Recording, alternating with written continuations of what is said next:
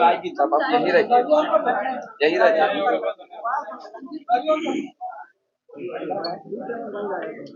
Of कर देगा Ali, of कर देगा।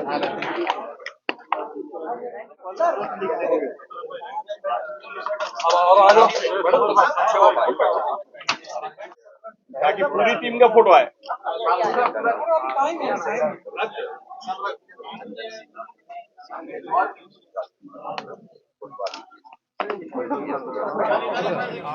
दिनांक 11 जनवरी को हिंद पीढ़ी के एक व्यक्ति के द्वारा सूचना दी गई कि उनकी दोनों लड़कियों का अपहरण हो गया है। उन्होंने बताया कि वे जो है कांटा टोली में मंगल टावर है, वहाँ आधार कार्ड सुधरवाने के निकले थे, पर रास्ते में से उस लड़की का फोन आया और फोन में उसने बताया कि उससे ऑटो वाला उनके साथ जबरदस्ती कर रहा है और एक तरह से उन्हें किडनैपिंग करके ले जाया जा रहा है। दोबारा भी जो उनका ऑडियो आया उसमें था कि वो किसी जंगल में फंसी हुई है और वहाँ से उन्हें ट्रक का लाइट दिख रहा है। इस तरह की बातें आई जो बिल्कुल अपहरण की कहानी को बता रहा था। इस बात पर जो है एक SIT CTSP के नेतृत्व में मैंने गठित किया, जिसमें कोतवाली DSP, सिटी DSP, हमारे तकनीकी सेल के पदाधिकारी और बहुत सारे ऑफिसर, जिसमें हिंद पीढ़ी के पदाधिकारी और अन्य थाने के पदाधिकारी शामिल थे। और पूरी टीम ने बड़ी मेहनत और लगन से रात भर जो है जंगल, पहाड़, जो भी संभावित लोकेशन थे उसको सर्च किया। इस सर्च के दौरान जो भी इनपुट था उसके आधार पर किया गया, लेकिन जो निष्कर्ष है वो फलाफल हम लोग का शून्य रहा।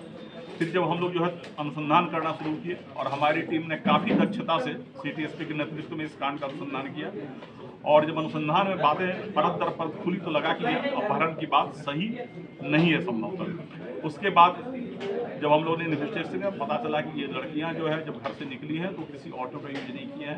बाद में अनुसंधान में ये आया कि ये ऑल्टो कार से निकली हैं, और इस पूरे प्रकरण में पता चला कि वो जो लड़का जो उन्हें भगा कर ले गया था वह कर्नाटक का रहने वाला है, वो हैदराबाद में काम करता है और इनसे संपर्क में था। वह 5 जनवरी को ही यहाँ आ गया था, लेकिन पुलिस से बचने के लिए ये लोग लगातार मोबाइल तोड़ते रहे, सिम कार्ड तोड़ते रहे, केवल रेलवे स्टेशन के वाईफाई का यूज करते रहे। इस पूरे अनुसंधान के दौरान रांची पुलिस ने कई ट्रेन को सर्च किया, जिसमें से Palamu express, Shaktipunj express, Kamayani express, Gangavati express, Mandapam express, इस बहुत सारे ट्रेन को सर्च किया गया। RPF के सहयोग से और वहाँ के स्थानीय पुलिस के सहयोग से कई स्टेशनों का CCTV फुटेज खंगाला गया और एक ज़बरदस्त मेहनत जो है रांची पुलिस की टीम के द्वारा किया गया, और अल्टीमेटली कर्नाटक पुलिस के सहयोग से हम लोगों ने इसे कर्नाटक में गंगावती में अभियुक्त को भी पकड़ा और इन लड़कियों को बरामद किया। हम लोग अभी जो है इन लड़कियों से पूछताछ कर रहे हैं कि पूरा प्रकरण कैसे हुआ। इन लड़कियों ने इतने बात स्वीकार किया कि जो ऑडियो उन्होंने बनाया था वो मुख्य अभियुक्त के बहकावे में बनाया था और उसमें उनके साथ ऐसी कोई बात नहीं हुई थी कि उन्हें कोई ज़बरदस्ती ले जा रहा है। हम लोग पूरे मामले की छानबीन कर रहे हैं और कुल मिलाकर जो 5 अभियुक्त इसमें शामिल थे, जो पूरे प्लानिंग में और पुलिस से बचने में उन्होंने सहयोग किया, उन सबों को गिरफ्तार किया गया है और हम लोग आगे का अनुसंधान कर रहे हैं। सर, ये अभियुक्त कहाँ से? एक जो है वो कर्नाटक के रायचूर जिले का है जो मुख्य अभियुक्त है, मोहम्मद इस्माइल। इसके अलावा हिंद पीढ़ी के 2 अभियुक्त हैं। इसके अलावा एक चितरपुर का अभियुक्त है और एक गढ़वा नगर उटारी का अभियुक्त है।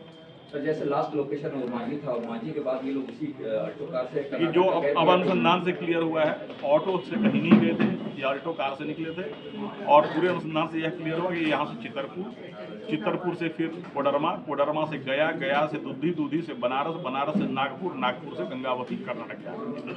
तो लड़कियां जब घर से निकली तो आपने किसी किडनैपिंग का शक क्यों दिया?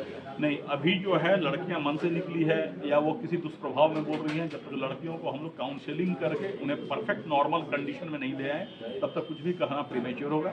और दूसरी बात कि जिस तरीके से पूरे प्रकरण को रचा गया, झूठी बातें फैलाई गई, लड़कियों को लगातार उनके गार्जियन के कस्टडी से बाहर ले जाकर लगातार ट्रेन पर ट्रैवल कराया गया, ये अपहरण की बात है।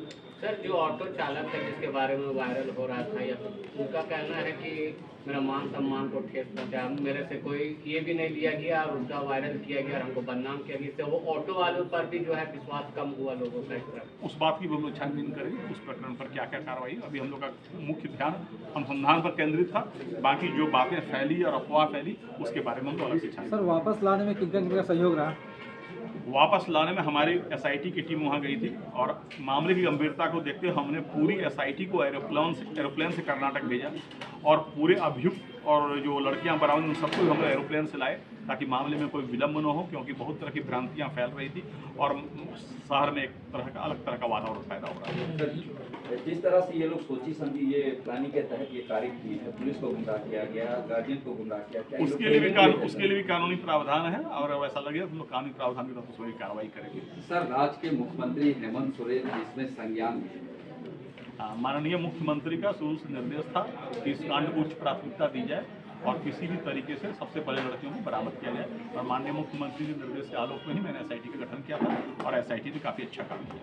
सर, अगर लड़कियों का इन्वॉल्वमेंट इसमें होगा तो उन लोग के साथ क्या किया जाएगा सर? अगर कानूनी कार्रवाई उसके लिए प्रावधान है। अगर आप जो है पुलिस को झूठी सूचना देते हैं तो उसके लिए भी कानूनी प्रावधान है। सर, लड़का और लड़की जो है वो कितने दिनों से मतलब जो है संबंध में थे? वो उनके आपसी संबंध के बारे में अभी कुछ भी कंक्लूसिवली कहना उचित नहीं होगा। हम लोग उस बिंदु पर छानबीन कर रहे हैं, बरामदगी हो गई है, बाकी बिंदुओं पर हम जब पूरी तरह से निष्कर्ष पर पहुंचेंगे तब बताएंगे। बताया गया है कि दोनों कोर्ट मैरिज भी, क्योंकि ऐसा ऐसी कोई सूचना हम लोग के पास नहीं है। ठीक है सर, थैंक यू।